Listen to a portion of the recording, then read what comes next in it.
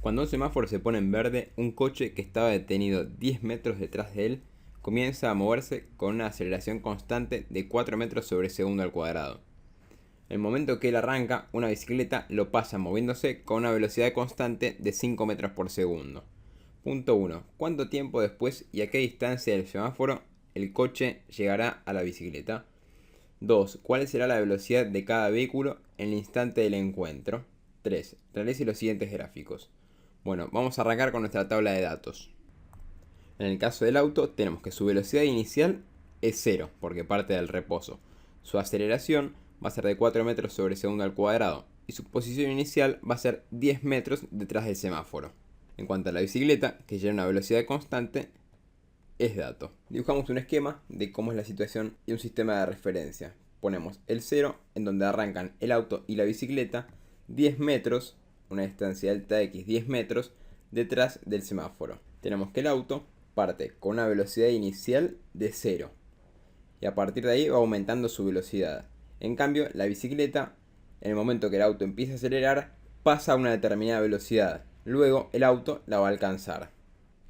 Vamos a plantear las ecuaciones de movimiento para cada uno de los vehículos.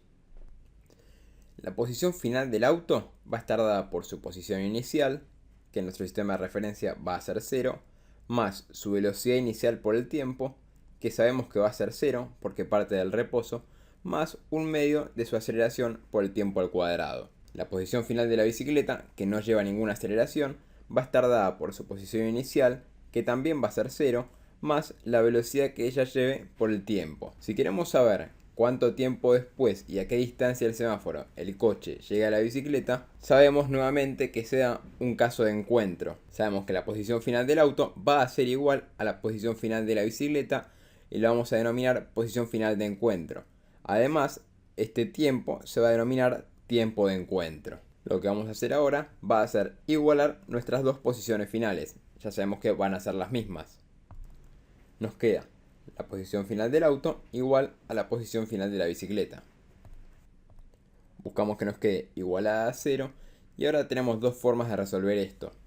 La primera es aplicar la resolvente. La segunda es sacar factor común tiempo de encuentro. Si sacamos factor común tiempo de encuentro, tenemos que para que esta multiplicación nos dé 0, se tiene que cumplir o que el tiempo sea 0 o que lo que está dentro del paréntesis sea 0. Entonces ya sabemos que el primer caso de encuentro se va a dar para tiempo 1 igual a 0. Eso lo sabemos desde el momento que leemos el enunciado. Para el tiempo 0 ambos se encuentran en la misma posición. El otro tiempo de encuentro se va a dar cuando un medio de la aceleración por el tiempo de encuentro menos la velocidad del móvil b sea igual a 0. De acá despejamos entonces tiempo. Y nos queda que el tiempo va a ser igual a la velocidad del móvil b por 2 sobre la aceleración del auto. Si reemplazamos por los datos, nos queda 5 metros por segundo, que es la velocidad que lleva la bicicleta, por 2 sobre la aceleración del auto, que es de 4 metros sobre segundo al cuadrado. Y esto nos da un tiempo de encuentro de 2.5 segundos. Acá tenemos entonces las dos respuestas. Además, el ejercicio nos pregunta a qué distancia del semáforo se encuentran. Para eso vamos a utilizar las ecuaciones de posición final que averiguamos al principio y ver qué posición final tienen a los 2.5 segundos. Utilizamos la ecuación de la bicicleta y nos da que la posición final es de 12.5 metros.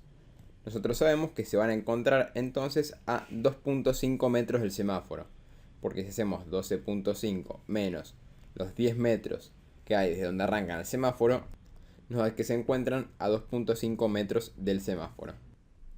El próximo punto nos pide averiguar cuál será la velocidad de cada vehículo en el instante de encuentro. En el caso de la bicicleta, sabemos que va a ser velocidad constante, su velocidad va a ser de 5 metros sobre segundo. En el caso del auto, sabemos que su velocidad final va a estar dada por su velocidad inicial más el producto de la aceleración por el tiempo. Si reemplazamos por los valores, sabemos que su velocidad inicial es 0, su aceleración es 4 metros sobre segundo al cuadrado y el tiempo es de 2.5 segundos. Esto nos da una velocidad final de 10 metros por segundo. El último punto nos pide realizar los gráficos de posición, velocidad y aceleración en función del tiempo. Vamos a arrancar con el gráfico de posición en función del tiempo. Para eso ponemos una escala para la posición en el eje Y y otra escala para el tiempo en el eje X. Vamos a iniciar con la bicicleta. Sabemos que para tiempo 0 se encuentra en una posición 0 y que para tiempo 2.5 segundos se encuentra a 12.5 metros. Como su velocidad es constante, la pendiente va a ser creciente en una línea recta todo el tiempo. Así quedaría entonces el trayecto de la bicicleta en un gráfico de posición en función del tiempo. Sabemos que el auto, además, tiene los mismos dos puntos iniciales y finales. Pero la gran diferencia entre el auto y la bicicleta es que la bicicleta lleva una velocidad constante. En cambio el auto lleva una aceleración constante. ¿Qué significa esto? Que su velocidad va cambiando todo el tiempo. Y que a medida que aumenta el tiempo, va aumentando cada vez más su velocidad. Entonces nos encontramos con dos alternativas. Sabemos que la aceleración va a ser constante, que la velocidad va a ser variable y que el gráfico puede llegar a ser de la primera forma o de la segunda forma. ¿Cómo hacemos para darnos cuenta de qué forma es el gráfico? En este caso tenemos dos indicadores. El primero es que si el auto parte con una velocidad inicial de 0 metros por segundo y nosotros sabemos que en un gráfico de posición en función del tiempo, la pendiente de la recta marca todo el tiempo la velocidad del móvil, nosotros sabemos que el auto parte con una velocidad inicial de 0. Entonces la pendiente al iniciar el movimiento debería ser 0 y luego ir aumentando. Entonces ya tenemos un primer indicio para entender que el dibujo número 1 es el que tiene pendiente 0 al inicio. Lo otro que nos puede dar un indicio es que si nosotros sabemos que el auto va a ir aumentando su velocidad todo el tiempo, podemos ver claramente cómo a partir de este punto el gráfico número 2 empieza a estancar su velocidad, en este caso incluso hasta llega a valer 0 y luego empieza a disminuir, y en el otro gráfico la pendiente va aumentando cada vez más. Entonces, orientados por las pendientes al inicio y al final del movimiento, podemos deducir que el gráfico número 1 es el que vale. Otra cosa que nos puede llegar a ayudar a ver qué sentido tiene el gráfico es imaginarnos cómo es una parábola. En este caso, nosotros tenemos que nuestra variable x se llama t, que nuestra variable a justo coincide con la aceleración. Entonces nos quedaría un medio de la aceleración por el tiempo al cuadrado más b coincide con la velocidad inicial, x nuevamente coincide con t y c coincide con la ordenada del origen. Fíjense cómo coincide en todos los aspectos con nuestra ecuación de posición final del auto. En nuestro caso, la velocidad inicial se va, la posición inicial se va. ¿A qué es lo que quiero llegar?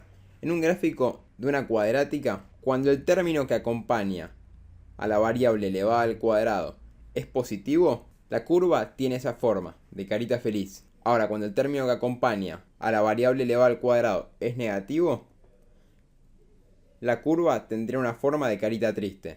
En nuestro caso, un medio de la aceleración es positivo. Sabemos que la carita va a tener que ser feliz. Vamos con el segundo gráfico. Este es más sencillo. Nosotros sabemos que la velocidad de la bicicleta va a ser constante, a 5 metros por segundo todo el movimiento.